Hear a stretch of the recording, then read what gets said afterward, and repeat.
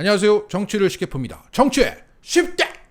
최근 윤석열은 8.15 광복절 담화를 통해서 친일 정부임을 자인했습니다. 그런 가운데 군사 안보 분야에서도 친일적인 굴욕적인 행태를 보이고 있다는 소식이 전해지고 있습니다. 최근 일본은 11월 해상자위대 창설 70주년 관함식에 우리 해군을 초청했는데 이것은 정말 오랜만에 초청을 한 것입니다.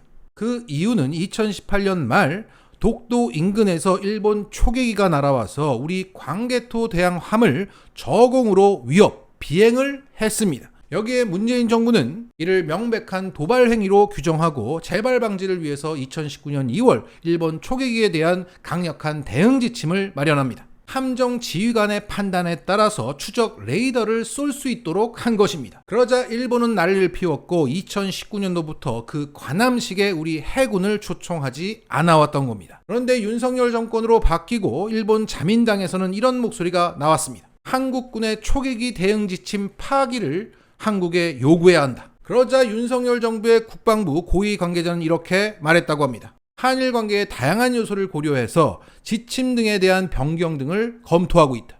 결국 윤석열 정부는 일본 관함식에 가고 싶어서 일본이 싫어하는 군사 안보 지침을 알아서 변경하는 굴욕적인 행태를 검토하고 있다는 겁니다. 그 관함식 참석이 뭐라고?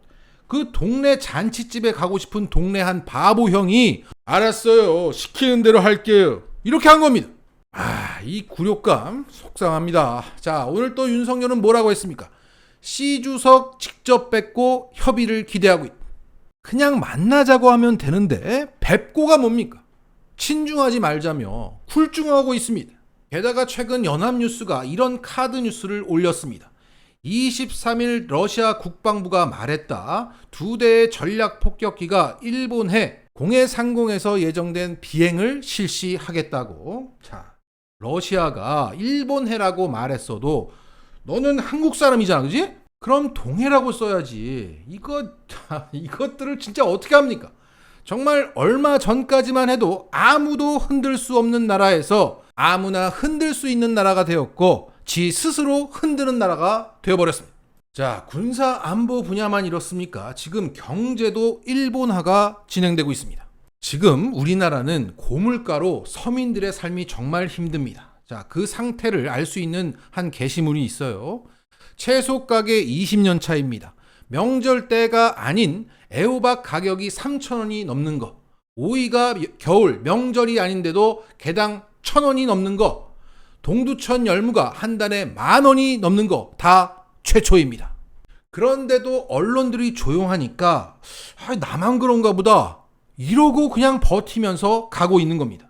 자, 거칠게 말하면 고물가, 이 인플레는 금리를 올려서 물가를 잡아서 경기 침체로 빨리 들어가서 경기 부양, 소비 진작을 시켜서 졸업해야 맞습니다.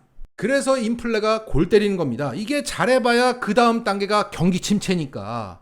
그래서 그걸 포장한다고 미국 애들은 기술적 경기 침체라는 용어를 씁니다. 일부러 들어간다는 거죠. 살짝 터치하고 빨리 빠져나가겠다는 의지입니다. 이게 정석입니다.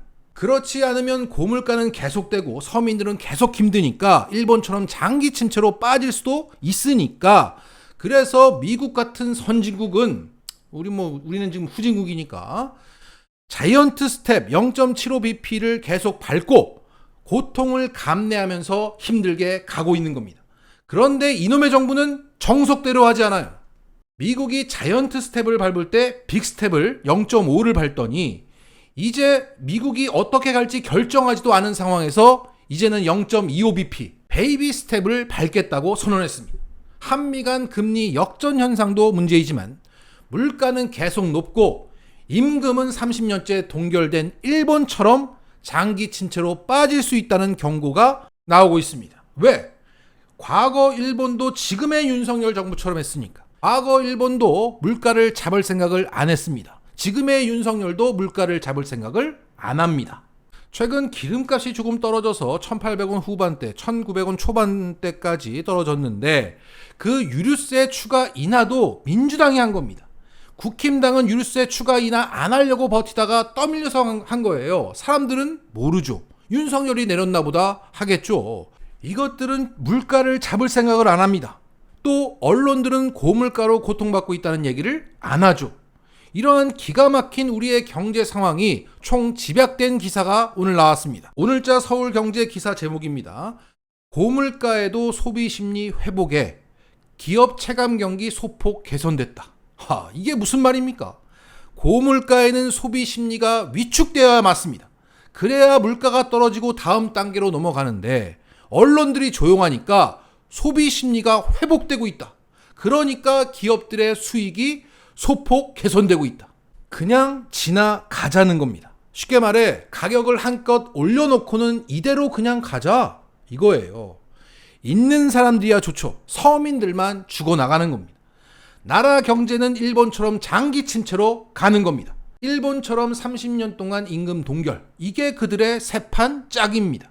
IMF 때도 그랬듯 경제 위기는 그들에게는 위기가 아니라 새판을 짤 수 있는 기회입니다. 이렇게 경제도 일본화가 진행되고 있습니다. 그리고 최근에 보그에서 우리나라 유명 모델을 청와대로 데려가서 화보를 찍었습니다.